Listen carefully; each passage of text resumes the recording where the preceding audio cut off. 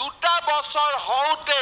আমি ৯৭,০০০ যুৱক যুৱতীক আজি আমি চৰকাৰত চাকৰি দিছো তাতকৈ ডাঙৰ কথা চাকৰি লগত তাতকৈ ডাঙৰ কথা যে এই চৰকাৰী চাকৰি পাবলৈ এতিয়াও কোনেও আৰু মাটি বিক্ৰী কৰিব নালাগে কোনেও এটকাও ঘোষ লব নালাগে চৰকাৰী চাকৰিৰ পৰা আমি দুৰ্নীতি সম্পূৰ্ণ আজি আমি নোহোৱা কৰিছো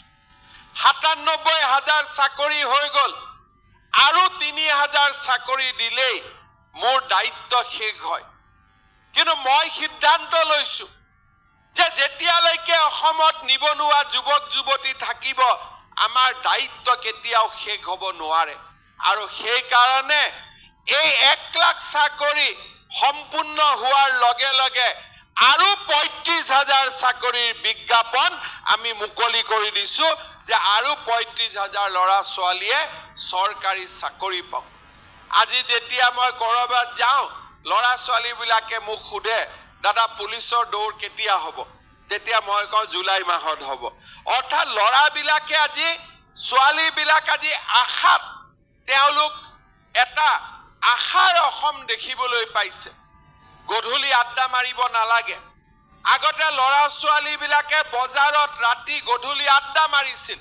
এতিয়া ৰাতিপুৱা ফিল্ডত গৈ দৌৰে কাৰণ পুলিচৰ কাৰণে নিজক সাজু কৰিব লাগে অসমখনৰ পৰিৱৰ্তন আপোনালোকে দেখা পাইছে যেতিয়া আমি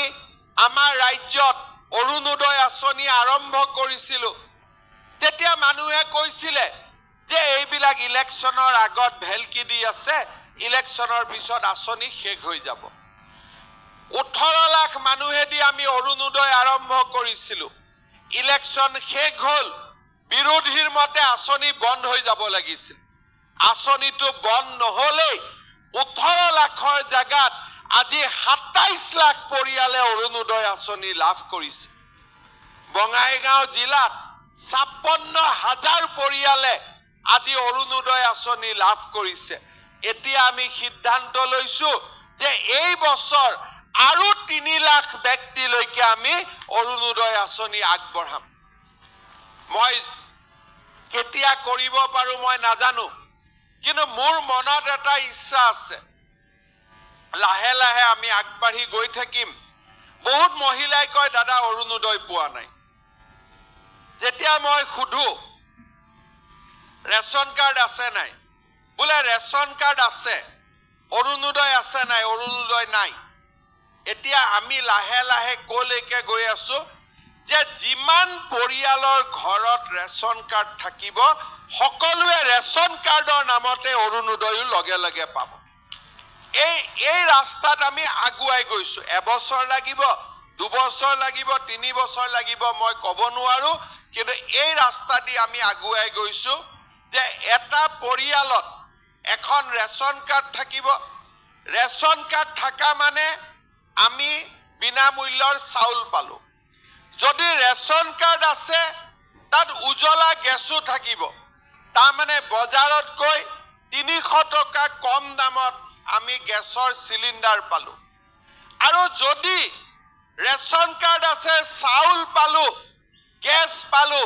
লগত আমি প্ৰধানমন্ত্ৰীৰ আয়ুষ্মান ভাৰত মুখ্যমন্ত্ৰীৰ আয়ুষ্মান অসম ৫ লাখ টকা বছৰি বিনামূলীয়া চিকিৎসাও পালো যদি আমি প্ৰধানমন্ত্ৰীৰ আয়ুষ্মান ভাৰত পালো মুখ্যমন্ত্ৰীৰ আয়ুষ্মান অসম পালো তাতে এটা অৰুণোদয়ও পালো আৰু যদি আমি অৰুণোদয় পালো মোৰ শেষ ইচ্ছাটো হল এই ৰেচন কাৰ্ডক লৈ যে পৰিয়ালৰ মুখ্য মানুহজনক চৰকাৰী খৰচত আমি এটা ইন্সুৰেন্স কৰি দিম যাতে কিবা কাৰণত তেওঁৰ মৃত্যু বা এক্সিডেন্ট হলে